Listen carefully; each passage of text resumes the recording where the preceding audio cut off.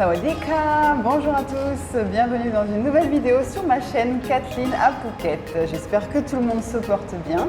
Aujourd'hui, j'ai un invité dans ma vidéo, j'ai Grégory pour ma série de vidéos qui s'appelle Avis d'expert.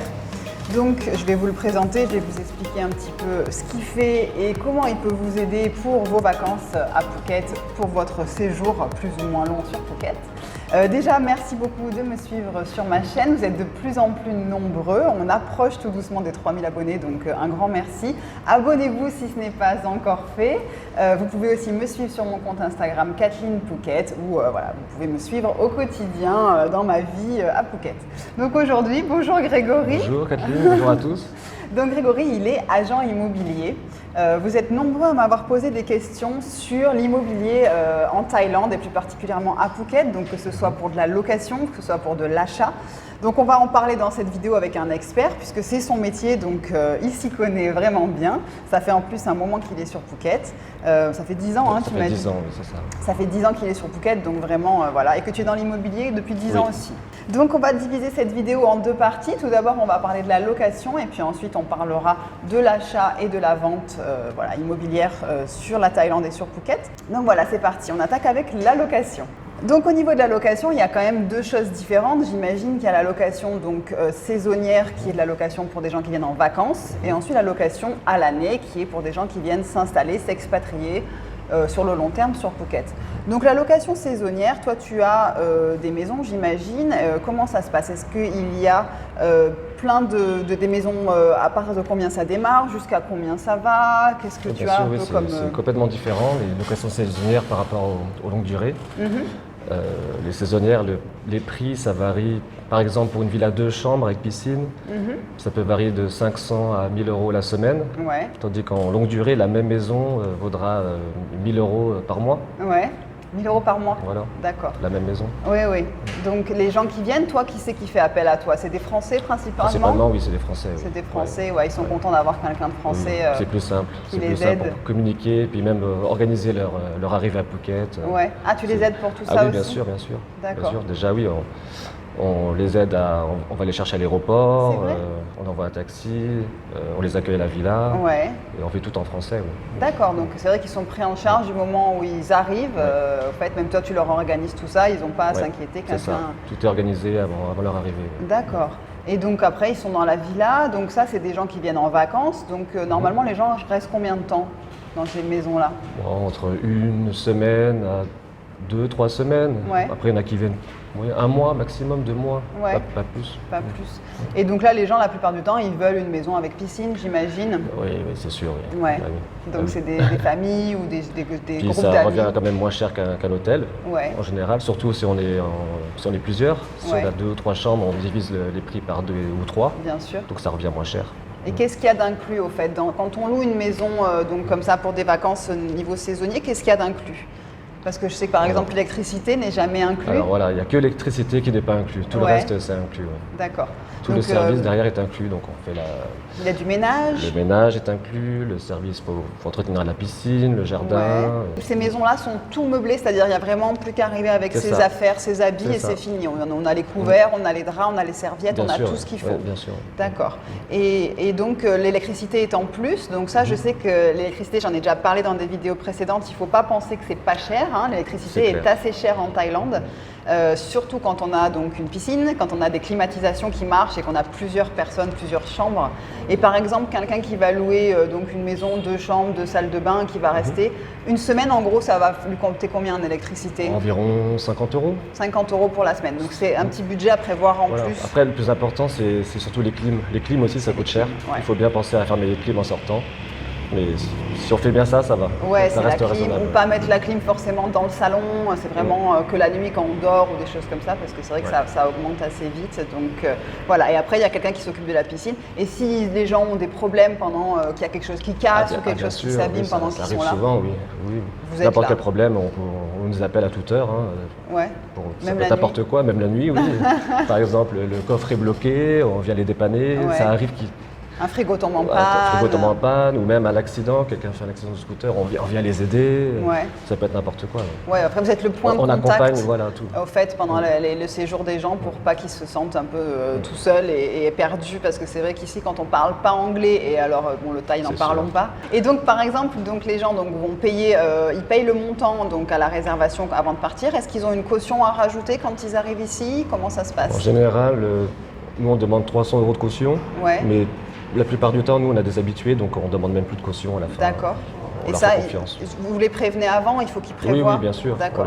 Et donc il faut qu'ils prévoient le montant pour laisser la caution quand ils arrivent. Vous pouvez les prendre en euros par exemple. Oui, bien sûr. Parce que les gens bien pas sûr, mais forcément après, changer et vous rendez en euros au départ. Puis même en général, même pour bloquer une location, on demande simplement un acompte. D'accord. Et le solde, ils payent en arrivant. Donc ça, en fait, c'est les locations saisonnières. Donc vous avez aussi des condominiums, donc des appartements à la bien sûr. location si des gens veulent pas de maison et préfèrent Oui, un bien sûr, condo. bien sûr. Ouais, vous avez vraiment de tout.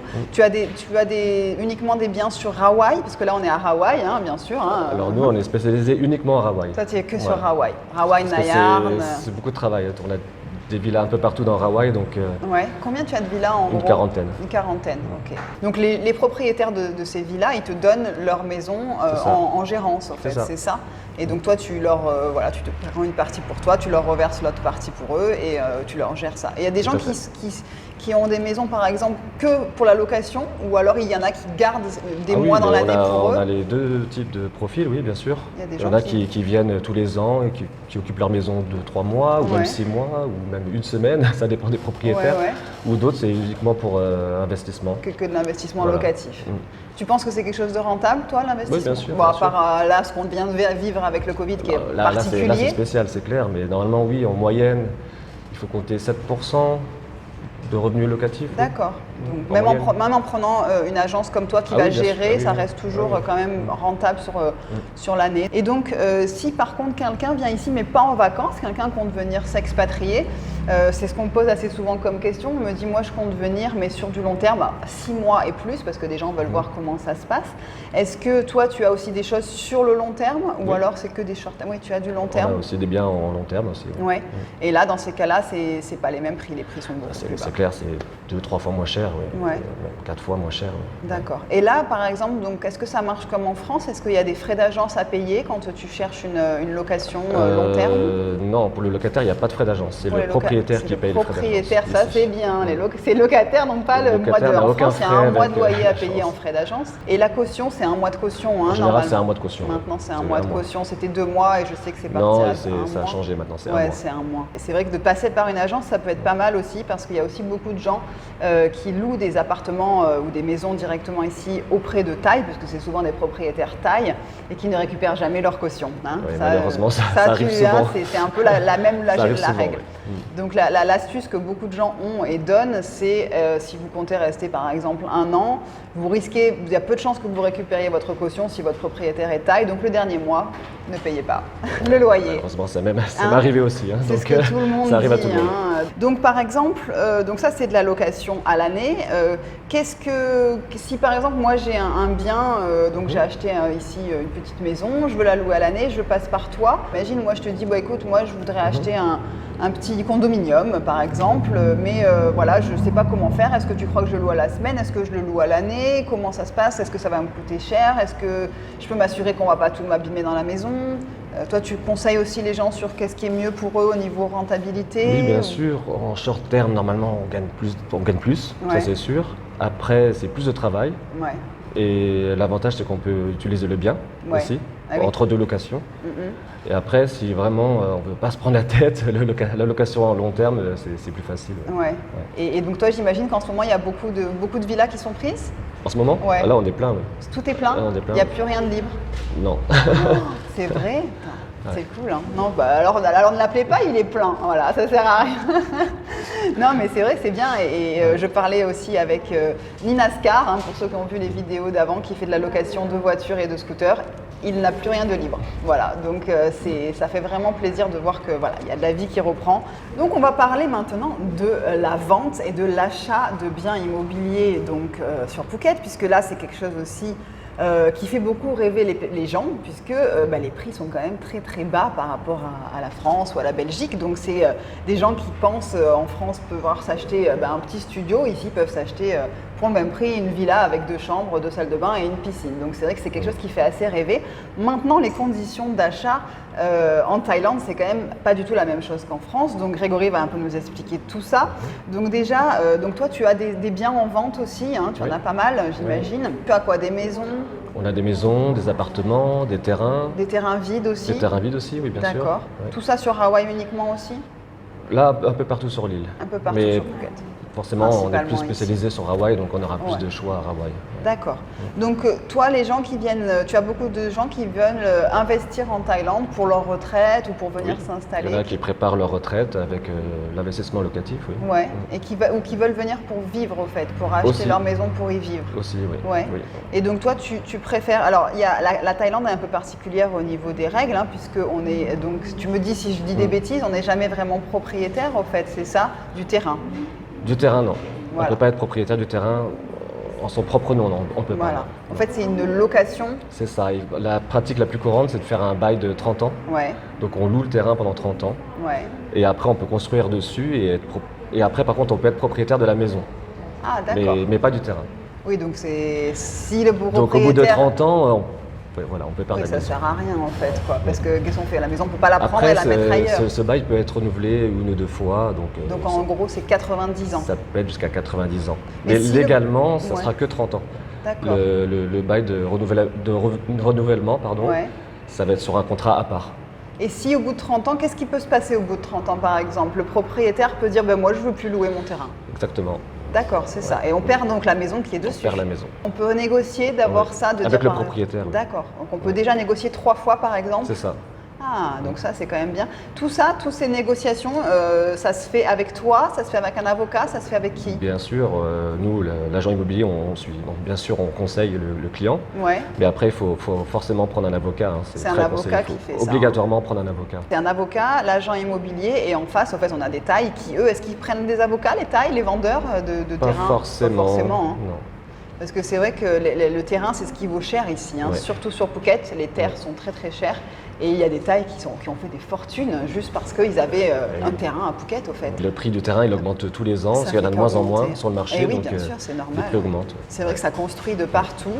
Il y a un montage qui est faisable avec des sociétés, c'est-à-dire Après, il y a un autre montage, c'est ça, on peut acheter en société. Ouais. Et la société devient propriétaire du terrain. C'est une société donc Thaï, encore une fois, il y a 51% des parts qui appartiennent à un Thaï. Voilà, c'est ça. 51% des parts sont pour les Thaïs et 49% peuvent être pour les étrangers, donc pour nous. Donc après, dans les 51%, si c'est des amis proches ou de la famille, c'est mieux. Oui, c'est sûr. Après, si on connaît personne pour être associé, c'est plus compliqué. Ouais, donc au fait, dans tous les cas, c'est quand même un petit peu risqué quand même de faire construire ou d'acheter un terrain vide sur Phuket, parce que, en Thaïlande en général, parce qu'il y a cette histoire-là. Donc après, si vous êtes avec vous avez une femme Thaï, écoute, ça va être à son nom, à elle, et voilà, ce sera pour les enfants et tout ça. Mais si vous êtes que des étrangers, c'est vrai que c'est un petit peu plus compliqué. Est-ce qu'on peut faire des prêts ici, nous, en tant qu'étrangers ou pas? Alors non, malheureusement, les banques thaïlandaises ne prêtent pas aux étrangers. Voilà. C'est quasiment impossible. C'est impossible. Et alors qu'au Thaï, oui. Les Thaïs, alors eux, il leur faut pas grand-chose. Et alors la banque, elle vous prête tout de suite. Alors, on a nos amis Thaïs qui ont acheté là. Elles gagnent un petit salaire et elles ont dû montrer 3 mois de salaire qui est rentré sur leur compte. C'est très facile. Bon, même les banques les appellent souvent pour faire des prêts. Oui. Bon, après, ils sont tous surendettés ici, mais bon. Et alors qu'un étranger donc, ne peut pas faire de prêt. Donc on est obligé de venir avec soit un prêt qu'on a éventuellement fait en France. Il vaut mieux faire un prêt en France. Voilà, soit des sous qu'on a vendu quelque chose, un bien en France, et qu'après avec cet argent-là, on va acheter ici. Donc au niveau des prix, tu vas nous donner des petits exemples. Par exemple, donc une maison, par exemple simple avec donc un petit terrain, une petite piscine, 2 chambres, 2 salles de bain. Combien ça coûte? Une petite maison, 2 chambres, 2 salles de bain avec piscine, sur un terrain de 300-400 mètres carrés par exemple, ça coûte dans les 200 à 300 000 euros maximum. D'accord. Ouais. Avec tout ça, c'est avec tout compris, tout meublé, tout. Tout La villa, meublé en oui, plus, donc il y a tout, ça vient avec tout. Ah On oui. peut choisir ses meubles, on peut choisir. Bien sûr, si on fait construire, oui. Si on fait construire, oui, peut bien tout choisir. sûr. Oui. D'accord, donc 200-300 000 euros, on a une maison sur 400 mètres carrés. Très belle villa, oui. Près de Très la belle mer villa. ou pas trop? Oui, à 5 minutes, Ouais. on n'est pas loin. Hein. Oui, c'est sûr, c'est sûr. Toi, tu recommandes plutôt à quelqu'un d'acheter une maison qui est déjà construite pour ensuite faire des travaux pour la remettre à son goût, ou alors d'acheter un terrain nu et de faire construire comme on a envie? Si on fait construire, il faut oser déjà et s'investir, ça prend du temps. Il faut être sur place, hein. Le mieux, c'est d'être sur place pour Ouais. suivre la construction et après, il faut suivre tous les matériaux avec le constructeur, le type de carrelage, la cuisine. Donc, il y a Tout ça avec détail en fait. On Non, gère. pas forcément. Il y a Ah. des constructeurs francophones aussi. C'est vrai bien sûr. D'accord. Oui. On travaille avec des Français aussi. Qui sont un peu qui maîtres sont sur d'œuvre, place. au fait, C'est et ça, qui c'est gèrent ça. tous Ils vous les aident, corps de métier. à suivre la construction. Il y a tout type de constructeurs. Hein. Ouais. Nous, on travaille avec des francophones, ils sont sérieux. Ça s'est toujours bien passé? Oui, franchement, oui. Franchement, T'as de oui. l'avoir alors, d'accord. Parce que moi, j'ai que des expériences Ici, où- une villa, on peut la construire en 6 mois. en 6 mois. En 6 Même mois, s'il c'est n'y a faisable. pas. Parce que des fois, il y a des terrains qui n'ont pas accès à l'eau ou à l'électricité. Ah non, mais ça, faut vérifier avant, Voilà. tout ça, oui, bien sûr. Ici, Ouais. souvent, on creuse des puits. Hein. Pour l'eau, Oui. on creuse des puits. Si vous avez un terrain, il y a un puits qui est creusé. Et ensuite, l'électricité, bon, bah, il rajoute un fil au, C'est ça. au 150 qu'il y a déjà en l'air. Et puis voilà, vous avez l'électricité. Donc, c'est vrai que c'est ça. Si on veut vraiment sa propre maison avec des plans personnalisés, Ouais. il vaut mieux faire construire. Sinon, si on veut la facilité, Il y a, racheter il y a un des bien. c'est un architecte aussi, il y a des architectes taille aussi. Tous les architectes sont taille, mais Ouais. le constructeur, si c'est un Français, il va prendre le relais, il va vous aider à faire les plans avec son architecte. D'accord. Au niveau des frais d'architecte, j'imagine encore une fois que c'est quand même pas très Bon, cher après, par rapport à. non, après c'est le constructeur qui Ouais. prend en charge en C'est général. inclus si on c'est veut inclus, un oui. architecte Ouais. et faire ça avec l'architecte, d'accord. Et est-ce qu'il y a, quand on achète quelque chose, donc est-ce qu'il y a comme chez nous des frais de notaire, des choses comme ça? Alors ici, il n'y a pas de notaire, il faut Ouais. passer par un avocat. Ouais. c'est des Donc frais l'avocat, d'avocat. c'est des frais d'avocat. En général, si on achète un bien, et lui, il va vérifier tous les documents. Ouais. Si le propriétaire est bien propriétaire de la maison. Le s'il a- chanotte. S'il a bien un chanotte, s'il a bien Ouais. un terrain. S'il a Le bien- chanotte, c'est. Alors voilà. ici, il n'y a pas de cadastre, hein, c'est ça qu'on me Ça disait? s'appelle un chanotte, ouais. Oui, et C'est le papier qui prouve qu'on est propriétaire du terrain. Voilà, et Voilà. ça, je sais que les tailles, pour eux, le chanotte, c'est quelque chose de très très important. C'est le plus important. C'est le papier le plus important. C'est au coffre. Normalement, ils les mettent dans les coffres. On Ouais. avait demandé, nous, pour refaire un papier pour la société, et le chanotte est au Après, coffre. Et, on dit, l'avocat aussi il va vérifier s'il n'y a pas d'hypothèque sur le terrain. Ouais. Donc il y a plusieurs facteurs. Et ici, c'est vrai que, alors moi, pourquoi on n'a pas acheté? Alors déjà, bon, c'est une question aussi financière, mais aussi j'ai toujours peur de me dire si on achète quelque chose, il n'y a pas ces règles comme par exemple en France où genre c'est 5 mètres jusqu'à la bordure du terrain où on ne peut pas construire, enfin il y a des limites, je sais pas. Ici, on peut construire jusqu'au bout du terrain. Non, c'est pas vrai. Non, il y a des limites quand même. Ah, Il y a des limites à oui, respecter. 50 cm. Non, non, non. Parce qu'ils Il y en a construisent des maisons, bon, mais il n'y a Il y en rien. a qui trichent, mais il y a il y a des limites. Et quand on D'accord. fait le plan, il faut déposer la demande de permis de construire. Ouais. Donc là, ils vont bien voir. Surtout si on construit une maison, D'accord. il y a des limites Donc à il y a quand même respecter, des bien choses. sûr. Ah oui, Parce que bien sûr. nous, la maison d'à côté, par exemple, Ouais. elle est construite, il y a un C'est mètre. qu'ils Quoi. n'ont pas respecté le. D'accord. leur Et permis de est-ce construire. qu'on peut s'assurer qu'ils ne vont pas nous construire un condominium de 20 étages devant chez nous dans le terrain qui est à côté?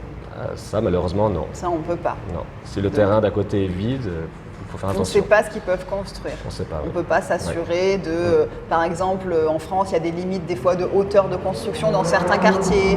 Ici des aussi, choses ça comme dépend des endroits. Oui. Il y a des limites en fonction des localisations de Phuket. D'accord. Là Donc aussi, il y a quand même des limites. On a des limites aussi.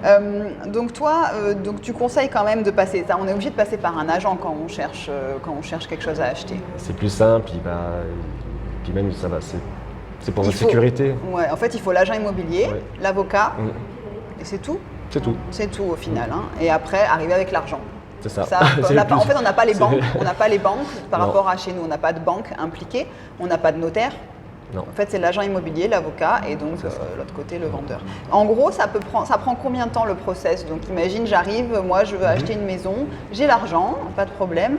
En combien de temps, si je trouve quelque chose qui me plaît, Oh, ça pour peut, que tout tout, soit... tout peut se faire en un mois. Tant que l'avocat vérifie bien tous les documents et Ouais. que tout est en règle, après prendre rendez-vous au land office.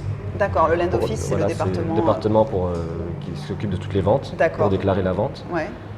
Et ouais, en un mois, En un mois, c'est fait. Donc, c'est quand même quelque chose de rapide, oui, en sachant il faut l'argent quoi qu'il arrive, donc il n'y a pas de prêt à attendre et compagnie. Au niveau, donc, imagine, donc moi, j'avais une maison ici, j'ai vécu pendant 10 ans, maintenant, bon, j'ai envie de changer, ou alors je rentre ou je change de pays, je veux vendre. Alors, est-ce que c'est le même process? Il va me falloir l'agent immobilier, l'avocat? Comment ça se passe? C'est ça, le mieux c'est d'avoir, encore une fois, toujours l'avocat et l'agent immobilier. D'accord. Ce sera beaucoup plus simple. Et ensuite, donc là, il y a des frais à payer. Encore une fois, pas de frais de notaire, c'est l'avocat qui prend ses frais. C'est ça. L'agent immobilier. Et là, prend par sa contre, là, c'est commission. le vendeur qui paye l'agent immobilier. Là, d'accord. Voilà. Donc le vendeur paye l'agent immobilier, l'agent immobilier. Et l'avocat, après, chacun a son avocat. Et là, voilà, et l'avocat, il prend des frais fixes en fonction du service. D'accord.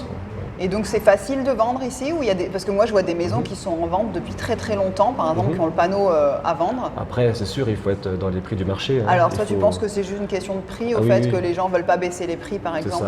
C'est ça. Ou qui surestiment leurs biens? En général, quand on prend un bien à la vente, on fait une étude de marché et on conseille déjà à quel prix on pourrait vendre la maison. Ouais. Puis on se met d'accord avec le propriétaire. Ça t'arrive de refuser des villas parce que tu te dis de toute façon, parce que vous en voulez vraiment pour trop cher, on n'arrivera jamais à la vendre? Ah, c'est sûr. Si le prix est hors marché, c'est même pas la peine de la mettre à la vente. Tu as des très très belles maisons en vente qui coûtent combien par exemple? On a tous les prix. Tu as tous les prix, la plus chère que tu as dans ton listing? Ça peut aller en 1 million d'euros. 1 million d'euros. Oui. Et pour 1 million d'euros, qu'est-ce qu'on a alors ici? Là, on peut avoir une maison bord de mer, une vraie belle villa bord de mer.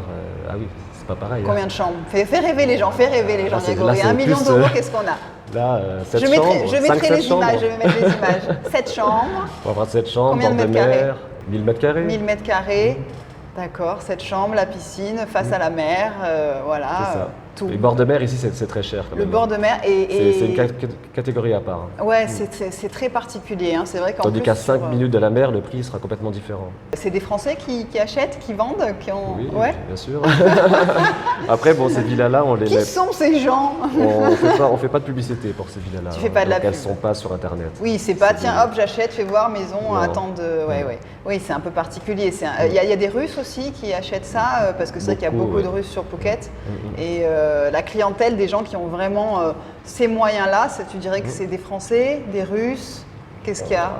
Il y a de tout. Il y a de tout. Il y a de Singapour, Hong Kong. D'Asie aussi. Donc. Russe. Ah oui, beaucoup. Oui. Et des Thaïs, il y a des Thaïs qui achètent, par exemple des Thaïs de Bangkok qui achètent des résidences secondaires sur Phuket. Il y a de plus en plus de Thaïs qui riches ici. Ouais. Ce que vous avez en France pour 1 million d'euros, c'est déjà une très belle maison.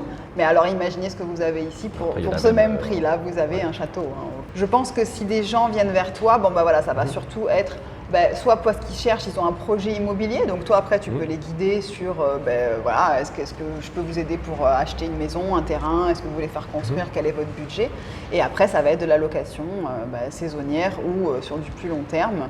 Vous pouvez en tout cas venir voir Grégory, il est tout stressé, mais je vous assure qu'il est tout gentil et qu'il vous aidera avec plaisir. En tout cas, je vous mets tous les contacts de Grégory dans le descriptif de la vidéo, donc vous aurez tout ça pour le contacter directement. Et puis, si vous avez des questions, vous aurez son email aussi.